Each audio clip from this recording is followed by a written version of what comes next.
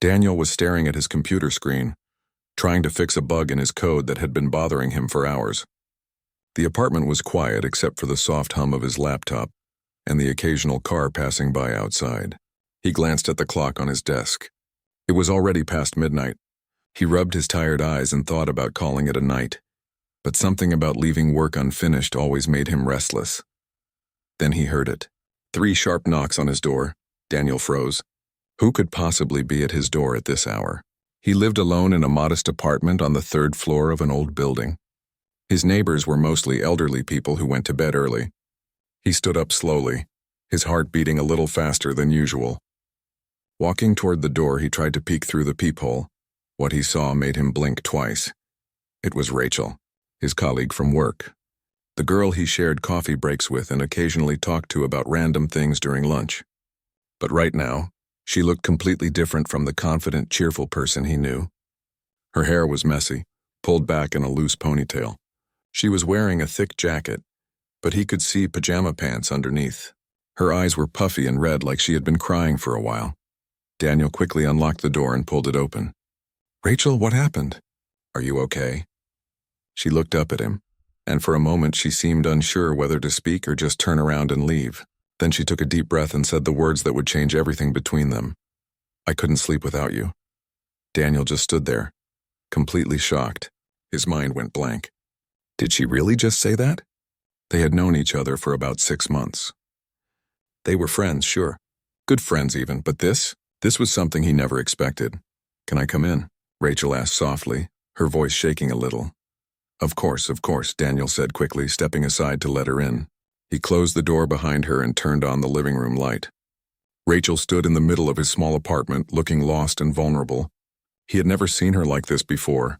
"Sit down," Daniel said gently, pointing to the couch. "Let me get you some water. Or tea. Do you want tea?" "Tea would be nice," Rachel whispered, sitting down and pulling her jacket tighter around herself. Daniel went to the kitchen, his hands moving on autopilot as he filled the kettle and turned on the stove. His mind was racing with 1,000 questions. What was she doing here? What did she mean by what she said? Was she in some kind of trouble? He brought 2 cups of tea back to the living room and sat down in the chair across from her, keeping a respectful distance. Rachel wrapped her hands around the warm cup and stared down at it. "I'm sorry," she finally said. "I know this is crazy, showing up at your door in the middle of the night like some kind of lunatic." "You're not a lunatic," Daniel said softly, "but I am worried." "What's going on?" "Did something happen?" Rachel took a sip of her tea, then set the cup down on the coffee table. She looked at him with those red, tired eyes, and he could see she was struggling to find the right words. "I had a nightmare," she began. "A really bad one. I dreamed that everyone I cared about just disappeared. My family, my friends, everyone.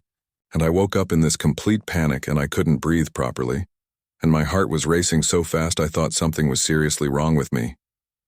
Daniel leaned forward, listening carefully. He wanted to say something comforting, but he knew she needed to get this out. "I tried to calm myself down," Rachel continued. "I told myself it was just a dream. I drank some water. I tried to watch something on my phone, but nothing helped. And then I started thinking about all the people in my life, and I realized something that scared me even more." She paused, looking away from him. "What did you realize?" Daniel asked gently. "That most of my relationships feel fake," Rachel said, her voice cracking slightly. "Like, I have friends, I have family, I talk to people every day. But how many of them really know me? How many of them would I actually go to if I was falling apart? And then I thought about you." Daniel's breath caught in his throat. "We've only known each other for a few months," Rachel said, looking back at him. "But when we talk, it feels real. It feels like you actually listen, like you actually see me. Not the version of me I show everyone else, but the actual me. And tonight, when I was sitting in my apartment feeling like I was drowning, you were the only person I wanted to see. The only person I felt safe with." The room fell silent except for the sound of a distant siren outside. Daniel didn't know what to say. He had always liked Rachel. More than liked her if he was being honest with himself. But he had kept those feelings buried, convincing himself that it was better to have her as a friend than to risk ruining everything by wanting more. "I know this is a lot to dump on you," Rachel said quickly. "And I know it's weird and probably inappropriate, and you probably think I'm crazy now, but I just needed you to know. I needed to be here with you. Because you're the only person who makes me feel like everything might actually be okay. Daniel set his own cup down and moved from the chair to sit on the couch, keeping a small distance between them but close enough that she knew he wasn't pulling away. You're not crazy, he said firmly, and I'm glad you came here. I'm glad you felt like you could come to me. Rachel looked at him, and for the first time that night he saw a small hint of relief in her eyes.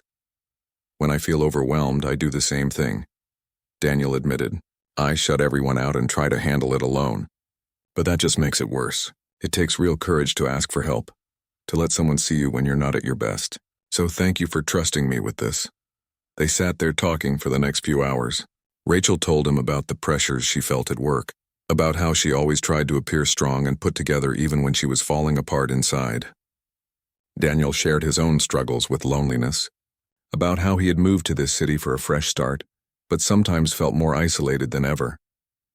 The conversation flowed naturally, the way it always did between them, but now there was something different, something deeper. They weren't just co-workers making small talk anymore. They were two people being completely honest with each other, stripping away all the pretenses and letting themselves be seen. Around 3 a.m, Rachel's words started to slow down. Her eyelids were getting heavy and she was fighting to keep them open. You should get some sleep, Daniel said softly. I don't want to go home, Rachel mumbled, already half asleep. Is that okay? Of course it's okay, Daniel said. You can take the bed? I'll sleep out here on the couch. No, the couch is fine, Rachel said, already curling up on it. I don't want to kick you out of your own bed. Daniel got up and grabbed a blanket from his closet along with an extra pillow. He came back to find Rachel already asleep, her breathing slow and steady. She looked peaceful now, so different from the frightened person who had knocked on his door just a few hours ago. He carefully draped the blanket over her and placed the pillow near her head. For a moment he just stood there looking at her sleeping face. Something had shifted between them tonight. He didn't fully understand it yet, but he knew that things would never be quite the same. Daniel went to his bedroom but couldn't sleep. He lay awake thinking about everything Rachel had said, about being the person she felt safe with, about being the one she turned to when she couldn't handle being alone. And somewhere in the quiet darkness of his room, Daniel realized something that both excited and terrified him. He had fallen for her, not tonight but gradually over all those coffee breaks and lunch conversations.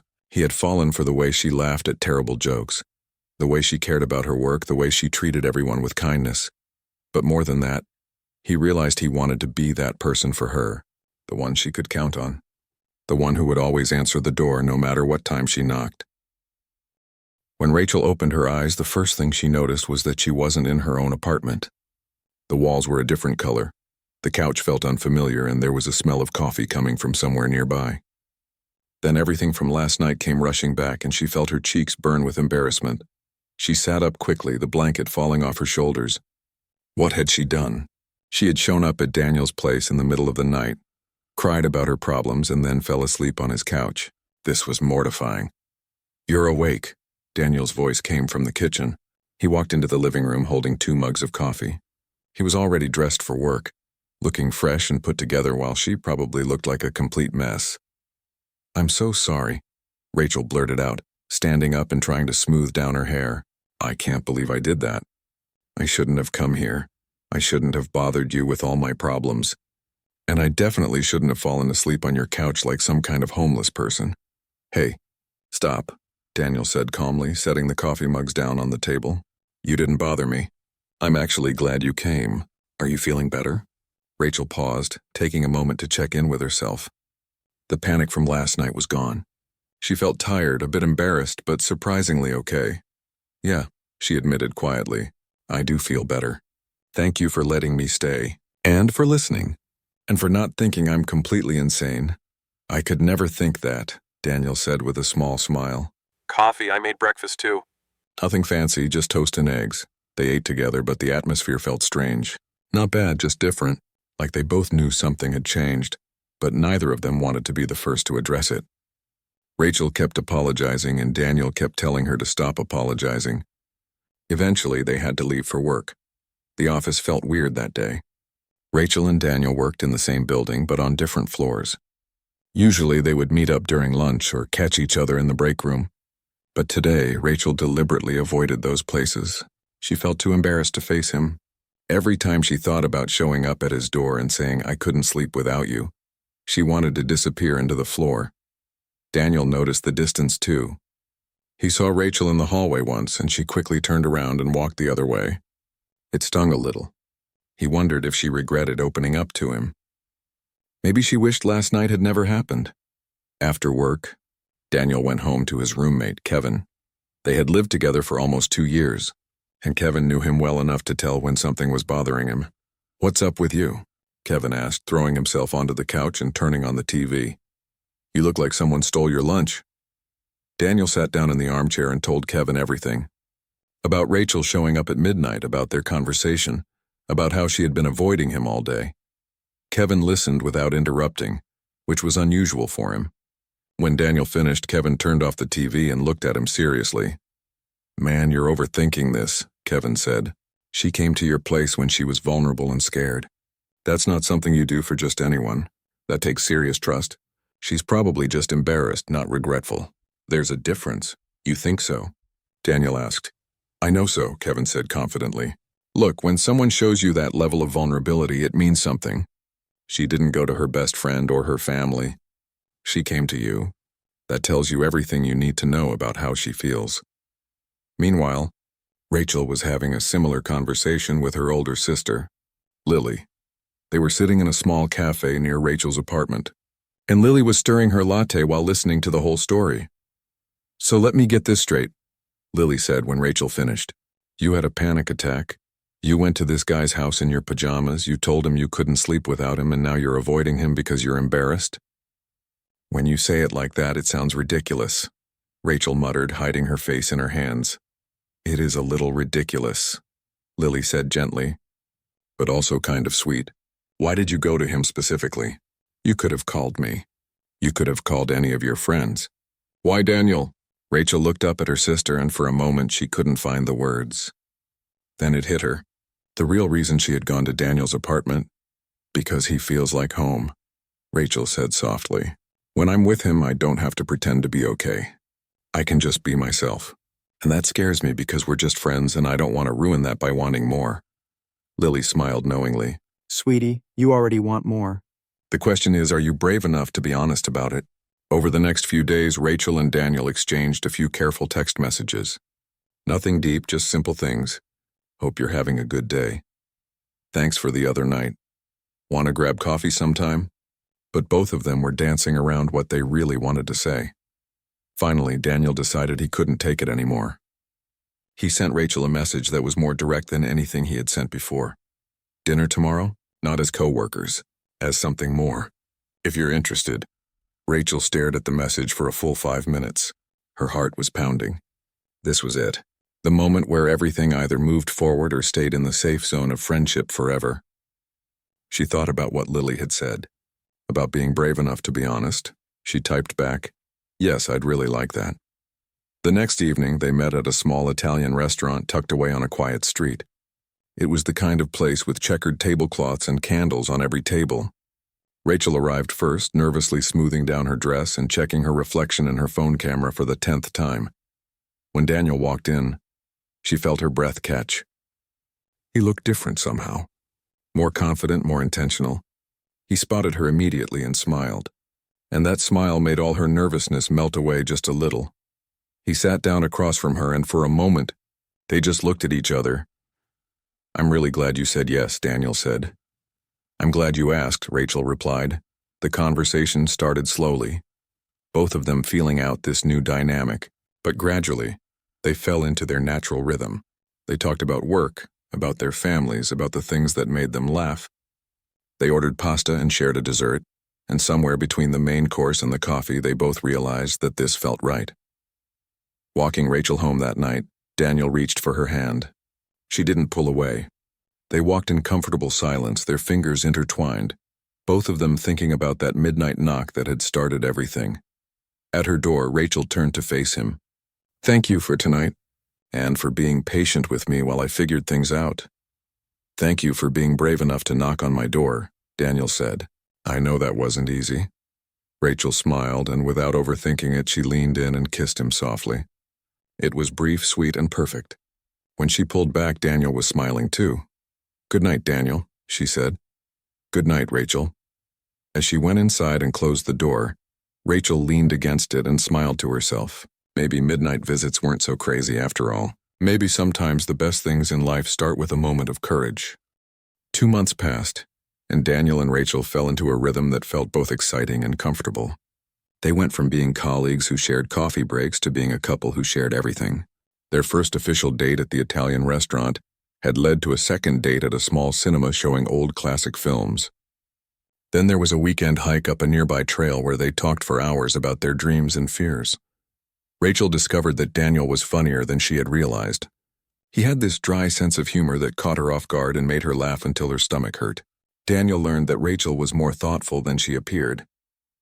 She noticed small details about people, remembered things he had mentioned weeks ago, and had a way of making everyone around her feel valued. They spent their evenings together, either at his place or hers. Sometimes they cooked dinner together, which usually ended in minor disasters and a lot of laughter. Other times they just sat on the couch, Rachel reading while Daniel worked on personal coding projects. The silence between them was never awkward. It was the kind of comfortable quiet that only comes when two people truly enjoy each other's company. One Friday evening, Daniel suggested they video call his parents. He had mentioned Rachel to them a few times, and they were curious to meet the girl who had apparently made their usually reserved son so happy. Rachel was nervous. Meeting parents even through a screen felt like a big step. She changed her shirt 3 times before the call, which made Daniel laugh. "They're going to love you," he assured her. "My mom is already impressed that you got me to go hiking. She's been trying to get me outdoors for years." The call went better than Rachel expected. Daniel's mother was warm and asked thoughtful questions about her work and interests. His father was quieter but smiled whenever Daniel looked at Rachel with obvious affection. By the end of the call, Rachel felt welcomed and accepted. A week later, Rachel invited Daniel to her sister's holiday party. Lily was hosting a small gathering at her house, and Rachel wanted Daniel to meet the people who mattered most to her. She warned him that her family could be a bit overwhelming, loud and opinionated, but full of love. Daniel met her parents, her younger brother, Lily's husband, and a handful of cousins and family friends. He was nervous at first, but he quickly won everyone over with his genuine interest in their stories and his respectful manners. Rachel's mother pulled her aside at one point and whispered, "He's a keeper. Don't let this one go." Everything seemed perfect. They were building something real, something that felt like it could last. But as January turned into February, small cracks began to appear. It started with simple things. Rachel loved spontaneity. She would text Daniel on a Wednesday afternoon and suggest they drive to the beach to watch the sunset, or she would show up at his apartment with ingredients for a random recipe she wanted to try. Daniel appreciated her energy, but he also valued structure and planning. He had work deadlines, personal goals, and a schedule he liked to stick to. One Saturday morning, Rachel called him excited. "Pack a bag. Let's go on a road trip this weekend. There's this cute little town 3 hours away with amazing antique shops and a great diner. We could leave in an hour." Daniel was sitting at his desk, surrounded by notes for a project he needed to finish by Monday. "This weekend? Rachel, I can't. I have this presentation I need to prepare for. It's really important." There was a pause on the other end of the line. "You always have something important for work. Can't you just take a break for once?" "It's not that simple," Daniel said, feeling frustrated. "I have responsibilities. I can't just drop everything and leave town." "I'm not asking you to drop everything," Rachel said, her voice tightening. "I'm asking you to make time for us, for spontaneous moments, for life outside of work." They ended the call awkwardly, both feeling misunderstood. Rachel felt like Daniel was choosing his career over her. Daniel felt like Rachel didn't respect his commitments and need for stability. That small argument planted a seed of doubt. Over the next few weeks, similar conflicts arose. Rachel wanted to try a new restaurant on a Tuesday night. Daniel had already prepared his meals for the week and didn't want to deviate from his routine. Rachel suggested they take a dance class together. Daniel thought it was a waste of time when they could be doing something productive. The differences that had once seemed charming now felt like obstacles. Rachel's spontaneity started to look like recklessness to Daniel. Daniel's need for structure started to feel like rigidity to Rachel. Things got worse when a major project at work put them on competing teams. The company was pitching two different approaches for a client, and Daniel's team was developing one solution, while Rachel's team was developing another. Suddenly, they couldn't talk about work without it feeling tense. They couldn't celebrate each other's wins without it feeling like their own loss. One evening, after a particularly stressful day at the office, Rachel came over to Daniel's apartment hoping to relax and forget about work. But Daniel was still in work mode, typing away on his laptop, barely acknowledging her presence. "Can we talk?" Rachel asked, sitting down on the couch. "In a minute," Daniel said, not looking up from his screen. "I just need to finish this section." 15 minutes passed. Then 30. Rachel sat there watching him work, feeling invisible. Finally, she stood up. "I'm going home," she said quietly. That got Daniel's attention. "What? Why? I thought we were spending the evening together." "We were supposed to be," Rachel said, grabbing her jacket. "But you're more interested in your laptop than in me. I don't want to just sit here being ignored."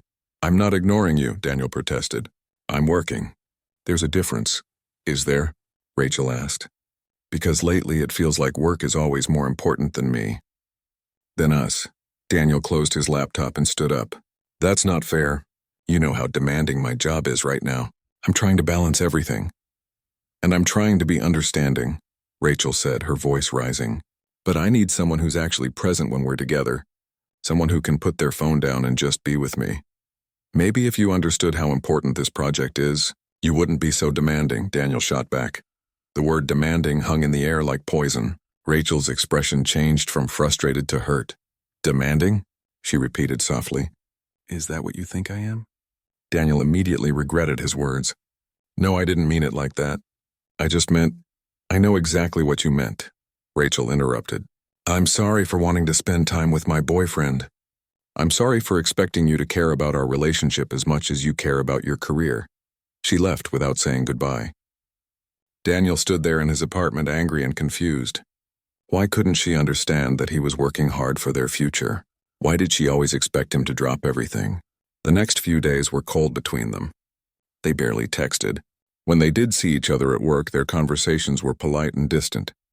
The warmth that had always existed between them had disappeared, replaced by awkward formality. Rachel confided in Lily again. "Maybe we're just too different. Maybe that midnight moment was just emotional and not real. Or maybe you're both scared and don't know how to communicate that," Lily suggested. Have you actually told him what you need? Not in anger, but calmly and honestly. Rachel hadn't, and Daniel hadn't either. They were both holding on to hurt feelings and assumptions instead of actually talking about what was wrong.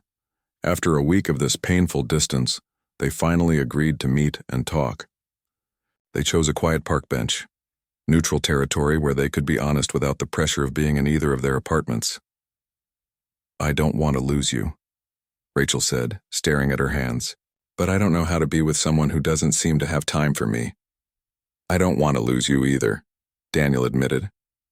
"But I don't know how to be with someone who doesn't understand that I have responsibilities and goals that matter to me."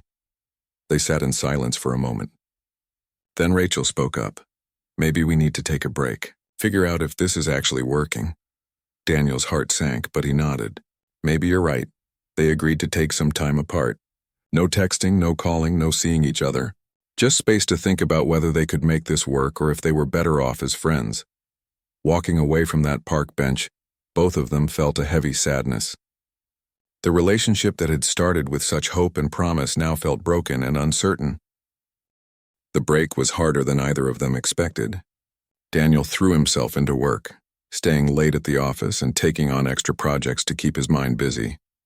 But no matter how much he tried to focus, his thoughts kept drifting back to Rachel. He would see something funny and instinctively reach for his phone to text her, then remember they weren't talking. He would come home to his empty apartment and miss the sound of her laughter filling the space. Kevin noticed the change immediately. Daniel was quieter, more withdrawn. He stopped cooking proper meals and just ate whatever was quick and easy. He didn't watch TV or relax anymore. He just worked and slept. "You look miserable," Kevin said bluntly one evening, finding Daniel staring at his laptop without actually typing anything. "I'm fine," Daniel lied. "No, you're not. You're doing that thing where you pretend emotions don't exist and bury yourself in work. But it's not working this time, is it?" Daniel closed his laptop and rubbed his face. I don't know what to do. We're too different. She wants spontaneity and I need structure. How do you make that work? By compromising, Kevin said simply. By caring about each other enough to meet in the middle. But you can't compromise if you're not even talking. Meanwhile, Rachel was going through her own struggle. She kept herself busy with work and social plans, but nothing filled the emptiness Daniel had left behind. She went out with friends, but their conversations felt shallow compared to the deep talks she used to have with him. She tried to enjoy her spontaneous lifestyle, but everything felt lonely without someone to share it with. Lily came over one evening with ice cream and wine. Ready for a sister talk? How are you holding up? Lily asked, sitting cross-legged on Rachel's couch. I miss him, Rachel admitted, tears starting to form in her eyes. I miss him so much it physically hurts. But I don't know how to fix this. What do you miss most? Lily asked gently. Rachel thought about it. I miss how safe I felt with him. How he actually listened when I talked. How he made me feel like I mattered. And I miss the way he balanced me out. I'm always jumping into things without thinking, and he made me slow down and actually consider my choices. That sounds like you miss exactly the qualities you were fighting about, Lily pointed out. Rachel paused, realizing her sister was right. She had been fighting against Daniel's need for structure, but the truth was, she needed that stability. Her whole life had been chaotic, jumping from one thing to another without real direction. Daniel had given her something solid to hold on to. I think I messed up, Rachel whispered. Then fix it, Lily said simply. If you love him, tell him. If you want this to work, fight for it. The same realization was happening for Daniel. After another sleepless night, he finally admitted to himself what had been true all along. He loved Rachel, not despite her spontaneity, but because of it. She had brought color into his structured, predictable life. Before her, his days had been efficient but empty. She had taught him that sometimes the best moments in life aren't planned, they just happen. He also realized that his fear of losing control had made him rigid and unwilling to compromise. He had been so focused on maintaining his routine that he had forgotten why he wanted structure in the first place. It was supposed to create space for the things that mattered. And Rachel mattered more than any project or deadline. The break had been going on for 10 days when Daniel made his decision. He looked at the clock. It was 11:30 at night. He knew what he had to do. He grabbed his jacket and keys and drove to Rachel's apartment. His heart was pounding as he climbed the stairs to her floor. What if she had moved on? What if she didn't want to see him? What if he was too late? But he had to try. Just like she had been brave enough to knock on his door that first night, he needed to be brave now. He stood in front of her door and knocked. 3 times, just like she had done. Inside, Rachel had been lying in bed scrolling through old photos of them together on her phone. She heard the knock and assumed it was a neighbor or a delivery person. But when she looked through the peephole, her breath caught in her throat. It was Daniel. She quickly opened the door, her hair messy from lying down, wearing comfortable pajamas. They stood there looking at each other, both searching for the right words. I couldn't sleep without you either, Daniel said, echoing the words she had spoken to him months ago. Rachel's eyes immediately filled with tears. Daniel, can I come in? He asked softly. I have so much I need to say. She nodded and stepped aside. They moved to her living room, sitting on the same couch where they had watched countless movies together. Daniel turned to face her, taking her hands in his. I've been miserable without you, he began. These past 10 days have been the worst days I've had in a long time. And I realized something. All my structure and planning and routines, they don't mean anything if you're not in my life. Rachel squeezed his hands, tears rolling down her cheeks. I'm sorry for being so rigid, Daniel continued. For making you feel like work was more important than you. It's not. You are the most important thing in my life, and I should have shown you that. I want to do better. I want to be someone who can be spontaneous with you, who can say yes to midnight adventures and unexpected trips.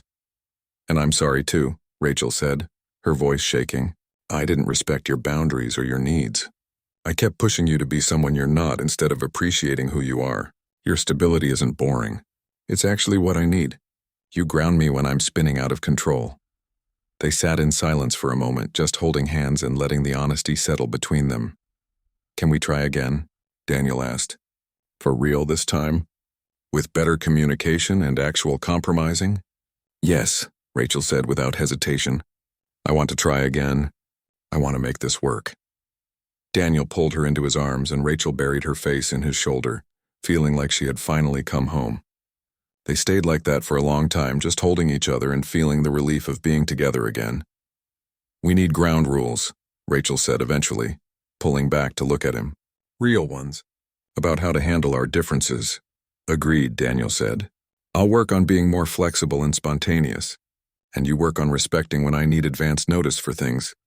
Deal, Rachel said with a small smile, and we promise to actually talk when something bothers us instead of letting it build up into a huge fight. Deal, Daniel echoed. They talked for hours that night, really talked, about their fears, their needs, what they expected from each other and from the relationship. It wasn't always easy. Some things were hard to admit, but they both knew that this kind of honesty was the only way forward. As the sun started to rise, painting Rachel's apartment in soft golden light, they were curled up together on the couch, exhausted but happy. I really missed you, Rachel whispered. I missed you too, Daniel said, kissing the top of her head. Let's not do that again. Agreed, Rachel said, smiling against his chest. They had survived their first real test as a couple, and somehow they had come out stronger. 3 months had passed since that midnight reconciliation, and Daniel and Rachel had kept their promises to each other. It wasn't always perfect. They still had disagreements and moments of frustration, but the difference now was that they talked through their problems instead of letting them fester. Daniel had surprised Rachel by suggesting they take a spontaneous weekend trip to the beach, town she had mentioned months ago. He didn't plan every detail, which made Rachel happy, but he did make sure they had a place to stay, which made him feel secure. It was a compromise that worked for both of them. Rachel had started respecting Daniel's work schedule more. When he said he needed a quiet evening to prepare for an important meeting, she didn't take it personally. Instead, she used that time for herself, meeting up with friends or working on her own projects. She had realized that being in a relationship didn't mean they had to spend every moment together. They had learned to appreciate their differences instead of fighting against them. Daniel's planning helped make Rachel's spontaneous ideas actually happen. Rachel's adventurous spirit pushed Daniel out of his comfort zone in ways that made his life richer and more interesting. At work, the competitive project had ended. Daniel's team had won the pitch, but instead of creating tension between them, they had celebrated together. Rachel had genuinely been happy for him, and Daniel had acknowledged how strong her team's ideas had been. They had managed to keep their professional competition separate from their personal relationship. One Friday evening, after a particularly good week at work, Rachel came over to Daniel's apartment for dinner. Kevin was out for the night, giving them the place to themselves. They cooked pasta together, which still resulted in a minor mess but significantly less chaos than their early attempts. After dinner, they settled on the couch with wine and a movie playing in the background, though neither of them was really paying attention to it. Rachel was leaning against Daniel, feeling completely content and peaceful. I've been thinking about something, Daniel said, his fingers playing with her hair. About what? Rachel asked. About us moving in together. Rachel sat up slightly to look at him. Really? Yeah, Daniel said, smiling at her surprised expression. Kevin's lease is up in 2 months and he's planning to move in with his girlfriend. I could find a new roommate or...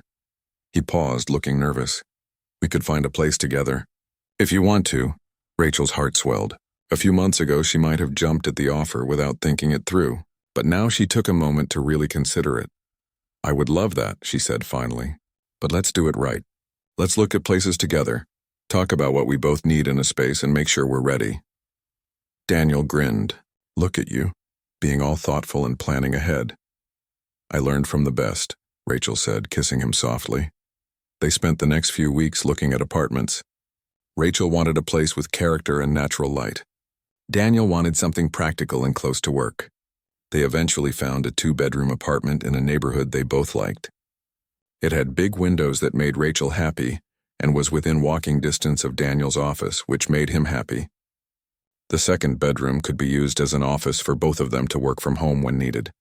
Moving in together was an adjustment. They had to navigate sharing space, merging their belongings, and establishing new routines. Rachel learned to be more mindful about leaving her things everywhere.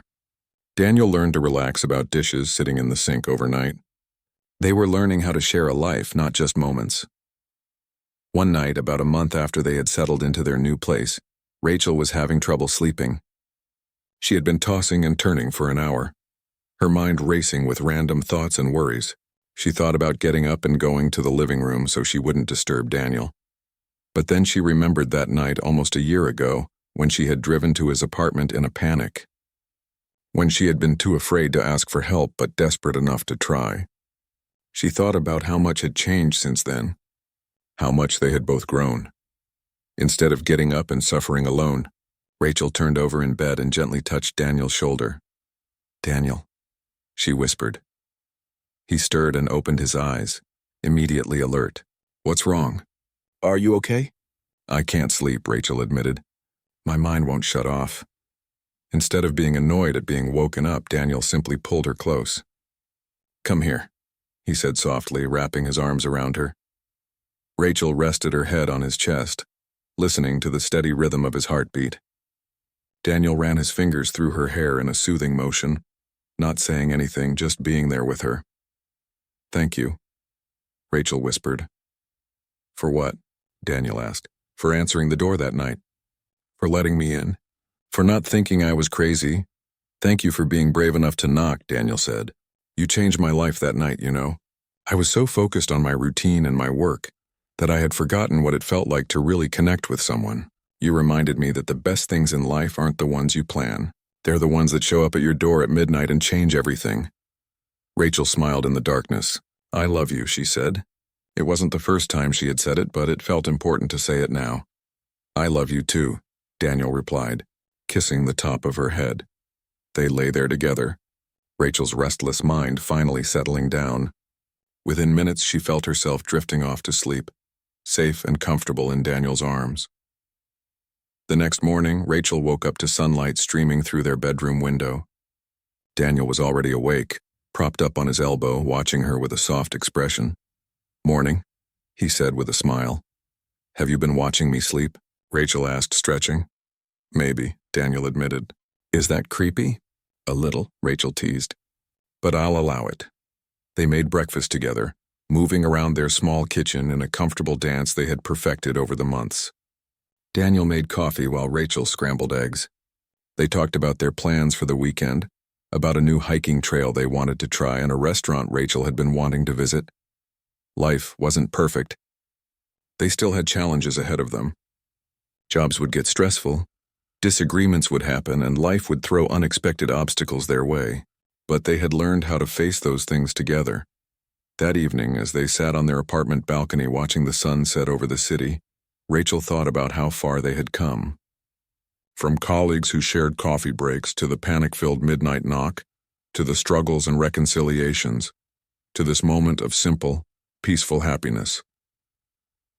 "What are you thinking about?" Daniel asked, noticing her thoughtful expression. "Just that I'm glad I knocked on your door that night," Rachel said, "even though it was scary and I felt crazy doing it." "I'm glad you did too," Daniel said, taking her hand. Best midnight surprise I ever got. They sat there as the sky turned from orange to pink to deep purple, holding hands and enjoying the quiet moment together. Sometimes the greatest love stories don't start with grand romantic gestures or perfect meet-cutes.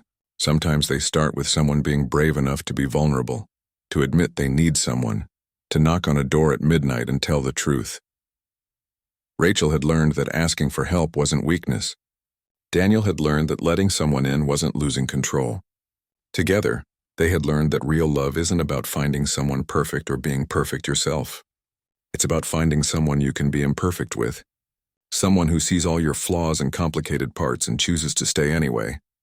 As the stars began to appear in the darkening sky, Rachel leaned her head on Daniel's shoulder. She wasn't having trouble sleeping anymore. In fact, for the first time in her life, she felt like she had truly found her place to rest. Not in an apartment or a city, but in the arms of someone who made her feel completely and utterly home. And Daniel, who had spent so many years building walls of routine and structure to protect himself from uncertainty, had finally learned that the best things in life require taking risks. That sometimes you have to let go of control and trust that everything will work out. That opening your door at midnight to someone you care about might just be the beginning of the greatest adventure of your life. They stayed on that balcony until the city lights twinkled below them and the night wrapped around them like a blanket. And when they finally went inside, they went together hand in hand, ready to face whatever came next as long as they faced it side by side.